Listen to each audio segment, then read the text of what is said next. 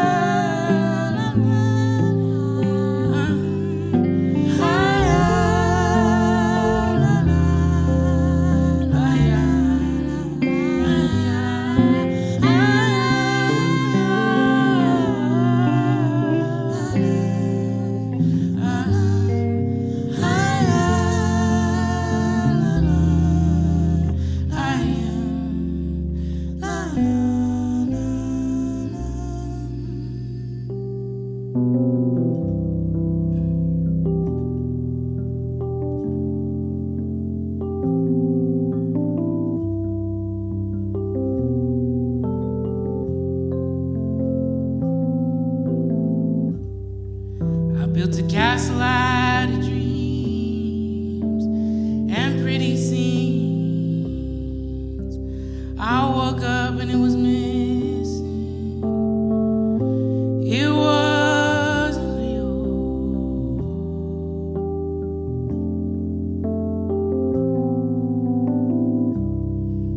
I love the country you turned out to be, an ideal thing. I woke up and she was missing. She wasn't real. She wasn't real.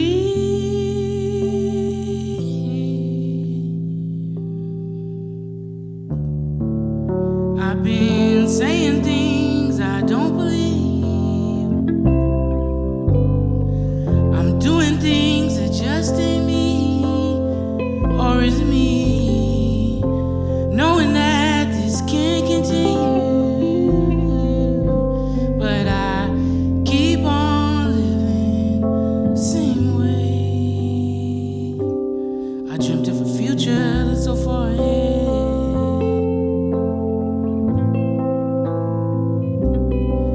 I dreamt of a past and I'd rather pretend.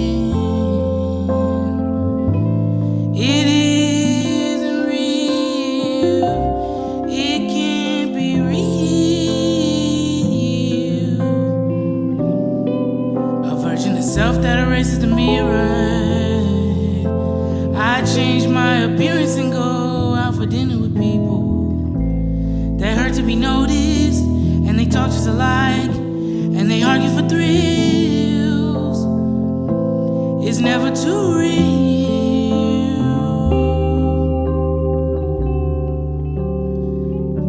Saying things I don't believe, I don't believe. Doing things that just ain't me, ain't me.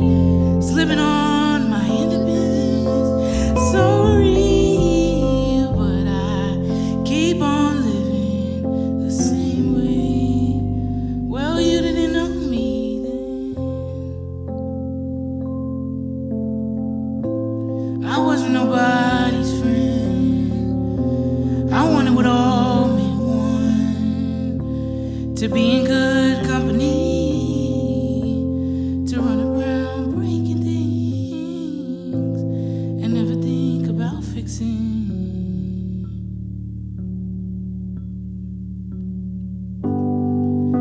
Can't let it go now, won't let it go. I've been living the type of life I see in movies. It's unsustainable. I've been practicing on a new accent, new stories might be more relatable. How did I end up with the same damn clothes on? Thought I was so individual. Went to the east, made sure to take some pictures. You know it's all about the visuals. Pretty, pretty thing. I can't be no other way. Or is it me alive?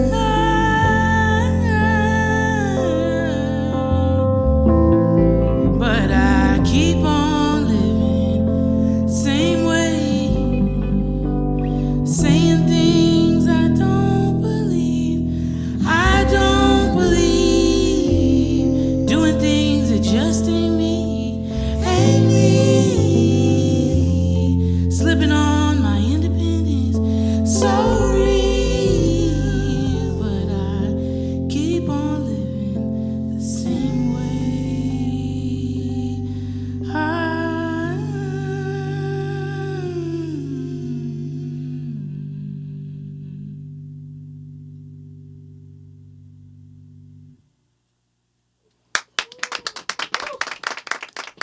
Hey everybody, I consider myself an extremely smart person, but there's something that confuses me a lot over here at Audiotree. 88% of our viewership is not subscribed to the channel, and that's like crazy to me. So I need a favor from you. If you watch the videos and you love the videos and you're not subscribed, please, it's a free and simple way to support the channel. Just hit that subscribe button. And when you do that, we promise you that we will continue to build this channel out, bring you the best bands, listen to your feedback, honestly, bring the bands that you want to see more here at Audiotree. So make sure you sub up and we can continue to make this the best music channel on YouTube. Yes, we are here with Samora, Elliot, Josh, and Connor playing together as Samora Pinderhughes. How y'all feeling? How you doing? Wonderful. Happy to be here. Thank you. We're happy to have you. You're originally from the Bay Area. What part of the Bay? I'm from the East Bay, Berkeley, California. Always loyal to the soil, as they say. Yes, absolutely. Such a great place with amazing musicians. Do you miss it, or is it too like Silicon Valley'd out for you these days? I mean, I definitely miss what it used to be. You know, me and Josh, we grew up together there. And, you know, the folks that are from there, a lot of folks still going strong, trying to keep it as it has been and trying to maintain, you know, the energy and the spirit and the people of the place, you know. But, yeah, gentrification is definitely grabbing it as it is where I live now in New York. But, you know, I think the energy that we have, I think it's actually stronger than ever. Like, the artists coming out of the Bay are stronger than ever. The sound is global, and, like, the sounds that people even hear from other different places, those are really Bay Area sounds that people are really connecting to right now. So I think it's, you know, it's always a time where we show up and show out. Yeah, that I mean. Yes, indeed. Yes, indeed. You also have some strong ties to Chicago. You've worked with the likes of Common, Jamila Woods, BJ the Chicago Kid. And how often do you actually get to explore the city as opposed to being cooped up in studios with these amazing artists?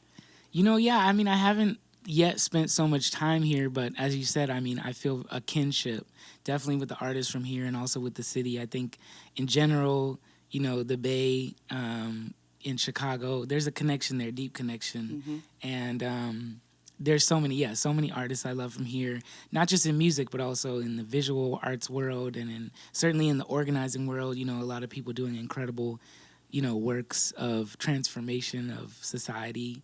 So, yeah, I mean, I love it here, and I hope to spend more time here for sure. Speaking of organizations, can you tell me a little bit more about yours, the Healing Project? Yeah, definitely, definitely. The Healing Project is an organization I started in 2014. We're based in Harlem, in New York, but we're in 15 states around the country, including actually Chicago. We have community members here as well. And essentially, it started as a community project to create artwork for and by folks who have struggled and suffered from structural violence, in particular the effects of the prison industrial complex. We're an abolitionist organization, so we believe in the end of the prison industrial complex and the ways of, as Ashawn Crowley would put it, otherwise possibilities. So our guiding question is, what if we built a world around healing, and we do artwork around that, and then we leverage that artwork to actually hopefully make a material transformation in our society and in the lives of the community members that participate with us. That's amazing. Can you do me a favor and talk about these wonderful musicians you've assembled? Yes. I mean, this is really, really family. These are folks that are not just musicians in the group, but also collaborators. They create these arrangements with me and also just teach me so much about artistry. On the guitar and the vocals, we have the amazing Elliot Skinner. On the drums, we have Connor Rain, the incredible. And also on the bass, we have the legendary Josh Hari. And Josh I've known literally since I was like 10 years old. He's like a big brother to me, taught me so much about music, one of my favorite bass players in the world. Elliot is, a visionary artist in his own right, just creating, one of my favorite songwriters. And Connor has an amazing group called the Trash Pals that with another collaborator of mine, Gabe Schneider, who actually made all the guitar parts on the Venus album. And so, like, these are, just folks that, like, really, we are great, like, supporters and friends of each other in life, as well as in the music. And hopefully that comes across in our sound. Yeah, I was going to say, it absolutely comes across, the synergy there. And just, you can tell when you play with people and you love them, Indeed. You can't escape your rapper past, no matter how hard you try. I'm only going deeper into it. Just wait till I really give people these raps. I was going to say, I know it still informs your practice because of some of your artistic choices. So when's the rap album coming out, It's I'm working on it. Okay. On the real. It's like, I can't say too lying. much about it. I promise Okay. I'm not lying. I actually am going to do that at some point. Okay. You studied at Juilliard, right? Yes. There's so many films set there. Like Save the Last Dance and Save the Last Dance 2. I love it. Have you seen any of these movies? Yes. I have not seen Save the Last Dance 2, but I did see the first one. I'm a Julia Stiles fan. Okay. I think that's who's in that movie. Yes, she was. Okay, bet. Famously. Shout out to Julia Stiles. Shout out to Juilliard Stiles. Yeah, right? Can you tell me, like, a favorite teacher or lesson from that time that you still kind of carry with you today? Definitely, yeah. I mean, I was lucky, to have so many wonderful and amazing teachers there. Kenny Barron was my piano teacher, the legendary. Also, Frank Kimbrough is an amazing pianist who taught me there. And I also had an amazing classical composition teacher named Kendall Briggs, who really, like, if more than almost anybody, he's really, like, the person that is behind a lot of the harmonic choices I make, just studying with him for many years. I don't know if I could pick out one specific thing, but what I would say is the thing that I learned from all those teachers is just like an attention to detail and how those details can really engage in a subtle way. Oftentimes, like, especially with the world nowadays and social media and everything, there's a kind of a pressure to make things feel spectacular. But I think the deepest music has these very subtle details that you might not even notice on first listen, like in an immediate way, but they register emotionally with you. And those teachers always emphasize the importance of those subtle details.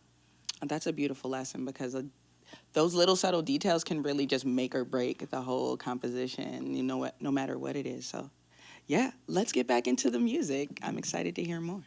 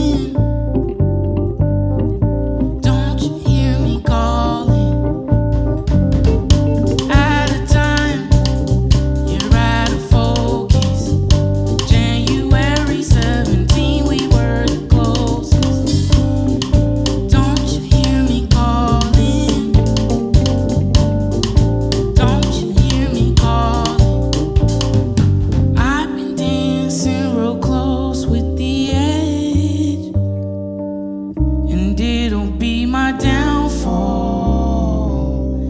Racing nightmares when I go to bed.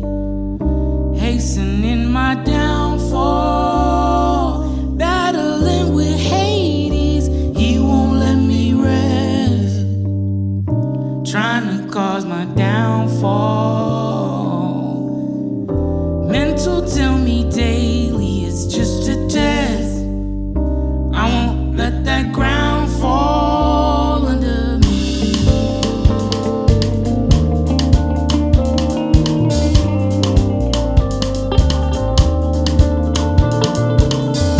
Quit crying, no emotions. Let me free you from this prison you created. Don't you hear me calling? Don't you hear me calling? You're mine any moment. I can make you think your dreams will all be wasted. Don't you hear me calling?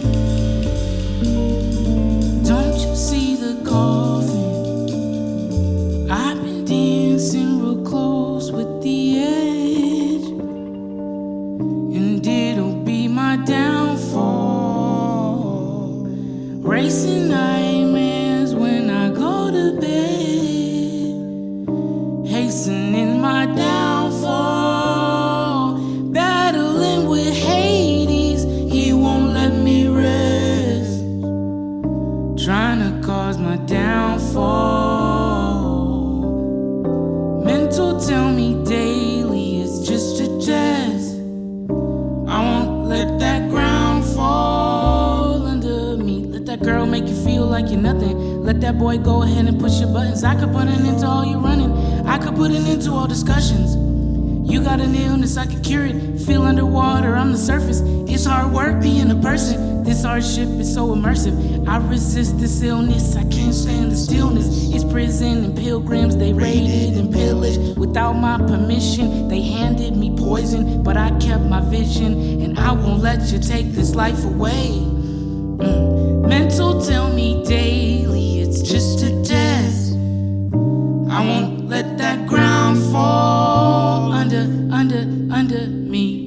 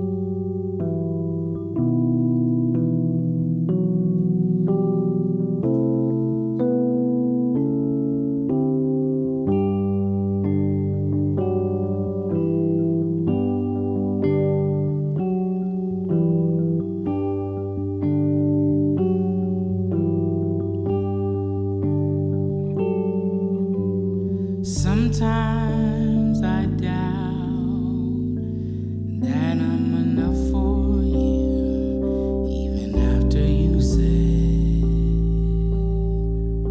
you love me. Sometimes I wonder whether you need me, or is it just the where do we go from here? Are we too far apart?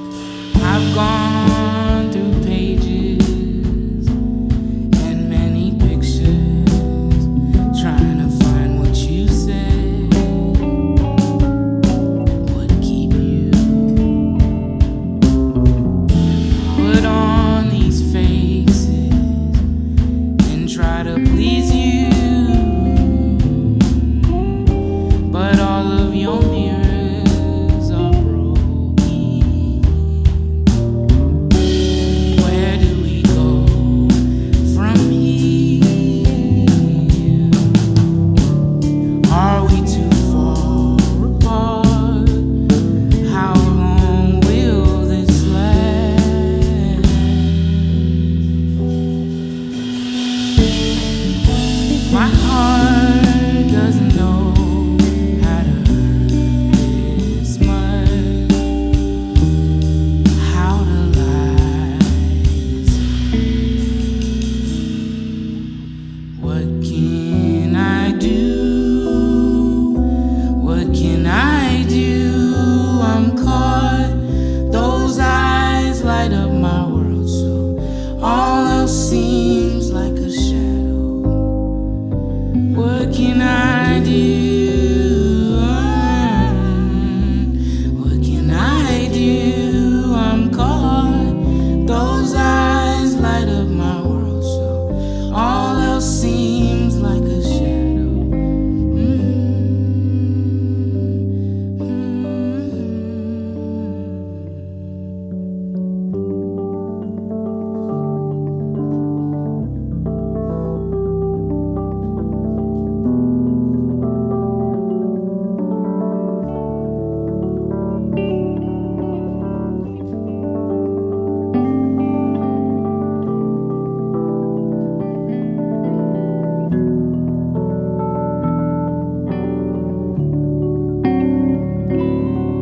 Remember me, remember me, remember me, and how much we loved at the start. Remember me, remember me, remember me, and everything falls apart.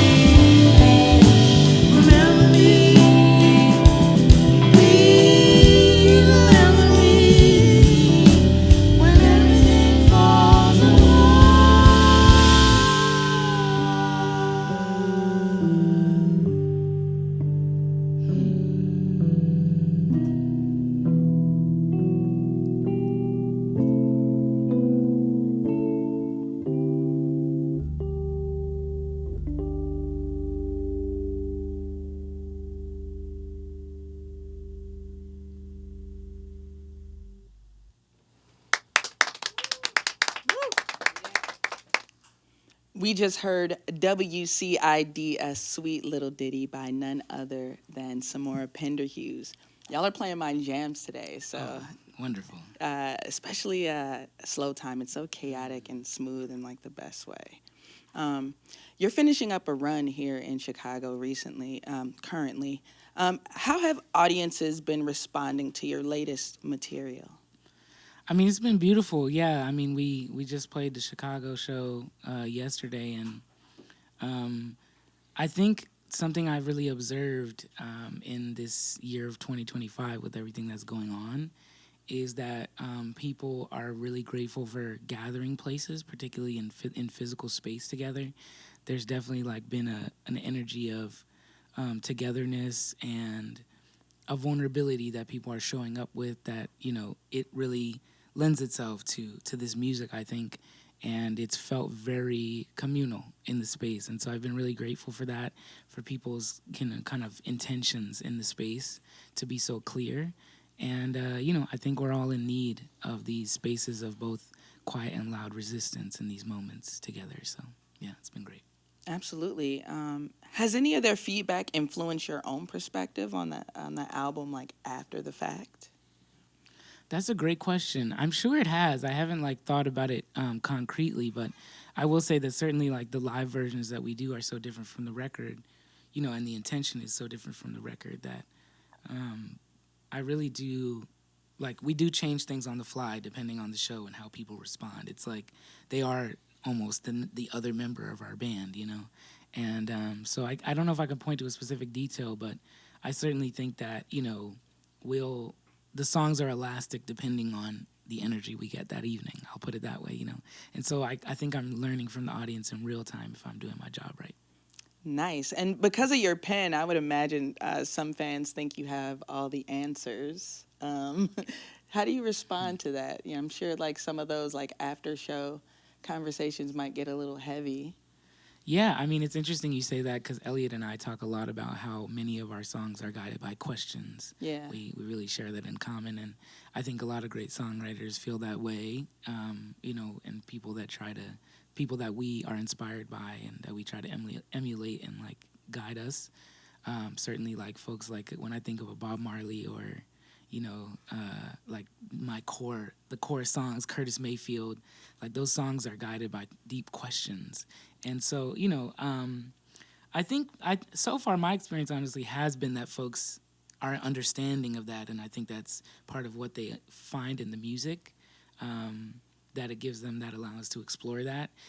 I think the deepest elements that I've experienced with the audience members after the show are just their vulnerability and trust in sharing very intimate stories with me about the times that they've dealt with grief or the times that they've dealt with, certain personal things in their life that have to do with a song like Gatsby or masculinity or different things like that. And I'm always grateful for that because they're meeting me for the first time. And so it's really a lot of trust. And I take that with a lot of care and responsibility. It's quite a gift to do that. Absolutely. Let's talk about the latest album, Venus Smiles Not in the House of Tears. But I heard you're not the biggest Shakespeare head, right? Well, I mean, I am in the sense that I love Shakespeare. I just don't my favorite plays are not the plays that are performed the most. But I think that's the case for a lot of Shakespeare heads, I guess. I mean, my favorite Shakespeare article actually is written by James Baldwin. Yes. He has an amazing article about his relationship to Shakespeare and also how that is connected to his relationship with the blues. And that's actually the essay that gave me an entryway into my relationship with Shakespeare. And Venus Smiles Not in the House of Tears is a line from the play Romeo and Juliet. But I think, he's certainly a great poet, but I think also he's able to transform language in a way that I really am inspired by.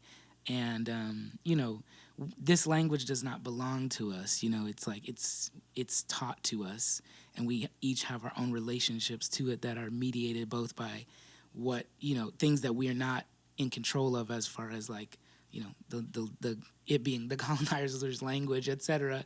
But also, there are elements we choose within it. And I think poetry and music and these places where you get to use language in relationship to sound, they're kind of an opportunity to, build your own relationship to that language. And in so doing, you can actually push it and pull it and expand it and move it in different ways that I don't think it necessarily originally was the intent for. And so that's something I do find in Shakespeare. That's wonderful. And Baldwin, you talk about him quite a bit. I would say maybe he's your comfort artist, maybe. I mean, I know Langston Hughes is one for me, a comfort artist, and Stevie Wonder. But can you talk a little bit more about your relationship to Baldwin? And you're going to do a show at the Apollo commemorating him, correct? Yeah. It's his centennial, so 100 years. So, a lot of different folks in Harlem are honoring him in different ways. And so I'm really grateful to be doing like a show in his honor at the Apollo Theater, which is like an honor on multiple levels for me, as a Black artist and somebody who, James Baldwin for me is deeper than anything I could explain. Like I literally have an altar to him in my house. Like it's just like he is a very spiritual force for me and somebody that has really guided my conception of what an artist should be and how an artist can operate in the world, and how an artist can have a relationship both with the politics of society and also the very complex, very, naughty, like complex realities of what it means to be alive and be a human being. He's always been the guiding light for me for that. So, I couldn't say enough about him, other than that, just he represents truth to me, and that's always something that I'm going back to. It's very bittersweet how much his work still resonates today, but it's cool that we can look back and read and say, like, he was talking about this way back then and, can kind of find a little bit of solace in that. Definitely, yeah. I think when people think about things that are speaking like ahead of their time or into a different time, part of that reality, as we know, is also because there are things that have not changed at base level. But also, I think that, he understands things about a human being's relationship to themselves and the world around them that very few people have been able to articulate in that particular way. And so I think people across generations that return to that work, they're always going to find something in it. And that was his goal. He said, find me in the rubble, find me in the wreckage after I'm gone. Like, that's the highest honor that an artist could have. We all aspire to that. At least I do. Absolutely. And you've got so much going on and coming up in 2025. We just talked about what you're about to do in Harlem, but what are some of the things you're most excited about this year? I'm just excited to be in creation mode. We released the Venus album late last year, and I already am working on the follow-up. The duology, right? Yes. Okay, yes. Part two is cool. on the way. And also a bunch of other different projects. I'm always working with the Healing Project Choir, which is just a collective of artists that means a lot to me. And I also I have a visual art practice, so that, is also very highly collaborative, but working on new films with my collaborators, Christian Padron, Sadaji Tashosi, Josh Bagley, amazing artists, working on, new performance pieces, theatrical works. I just like to keep it interesting and different. And I'm just trying to be of service, really, I'm really trying to be of service through the Healing Project and also through my work as an artist and as a human being. And you're a quarter way to that EGOT, you know what I mean?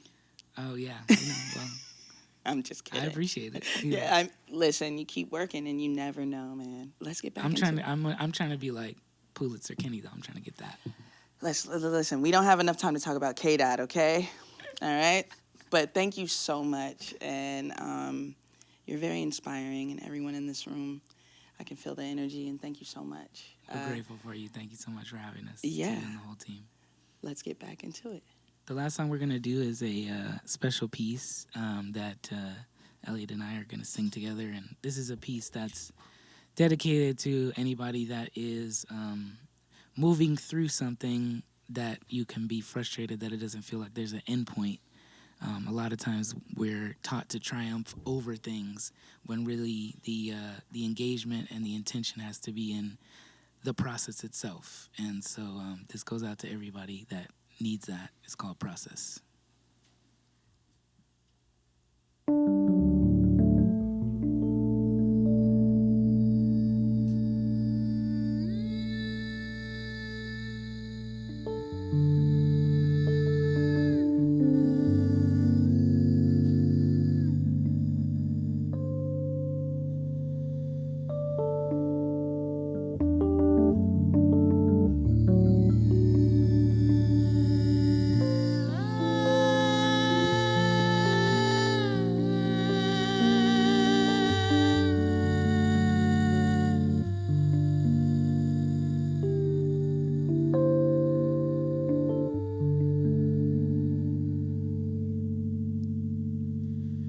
There's some things that I don't want to admit, so I try not to think about it. So there's a lot of ugly things in my heart.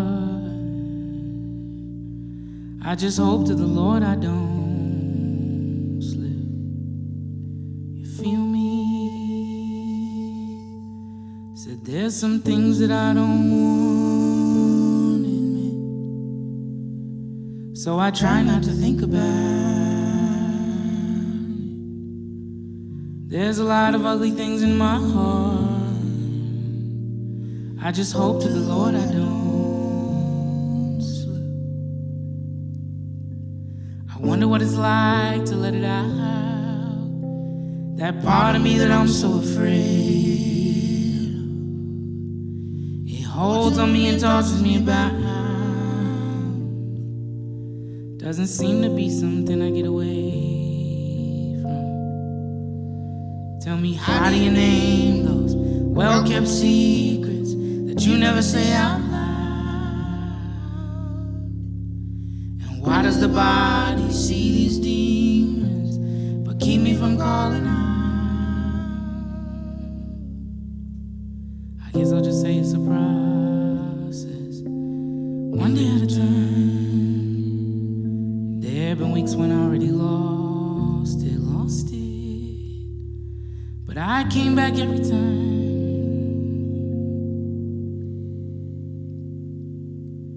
Said there's a whole entire world created in my mind, and it's so much more real than the one I see outside.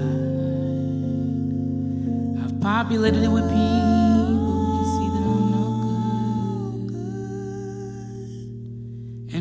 The best places where I can go to hide.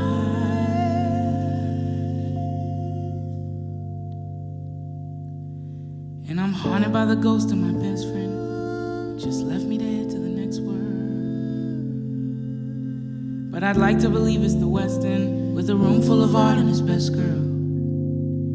And it's positive that I could feel him, but I don't know if I took advantage of the times he was right in the next room, 'cause my pain was such I couldn't stand.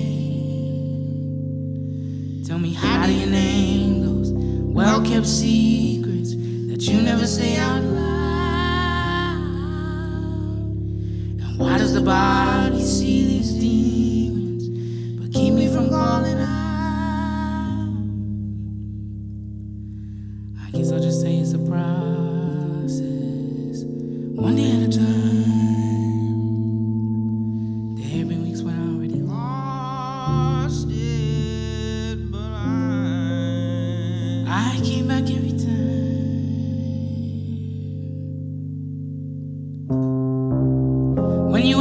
Wrong, you might think I don't hear you, but that's not the case.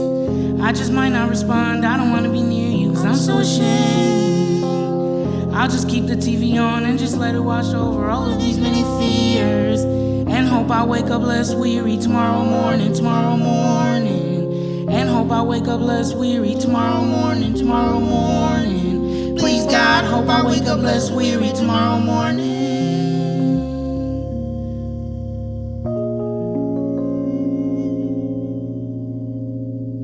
I guess I'll just say it's a process, one day at a time. There have been weeks when I already lost it, but I came back every time.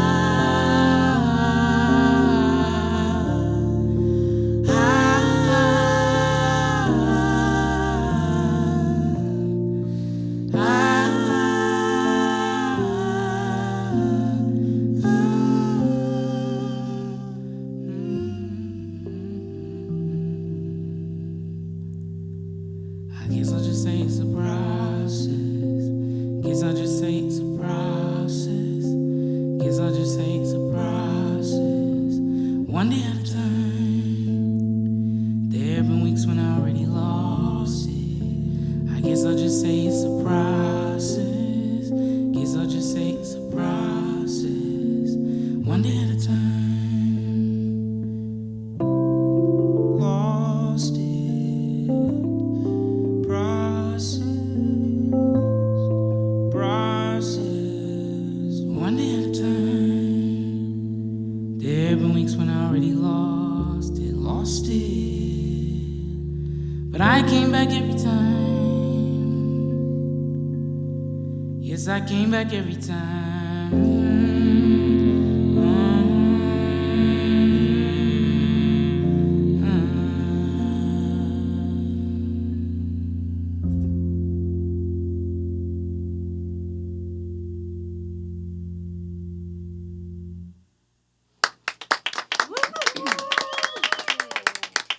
Powerful stuff indeed. A massive thank you to Samora Pinderhughes for joining us today. And as always, major love to our camera ops, engineers, dogs, editors, and artists here at Audiotree, spreading the gospel of live music.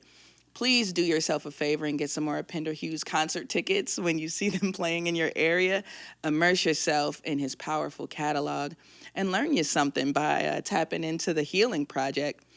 Resist societal mediocrity whenever possible. And like I always say, babes, likes are good, but subscribing to Audiotree means you get these dope videos at the top of your feed as soon as they drop. Get cool merch at audiotree.shop. And if you want just the session audio, you can get it on all those platform things like Apple Music. Finally, follow Audiotree on social media for more fun content.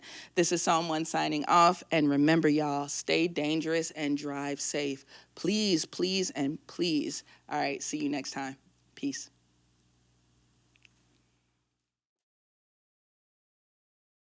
All right, so you guys want to do it for real now?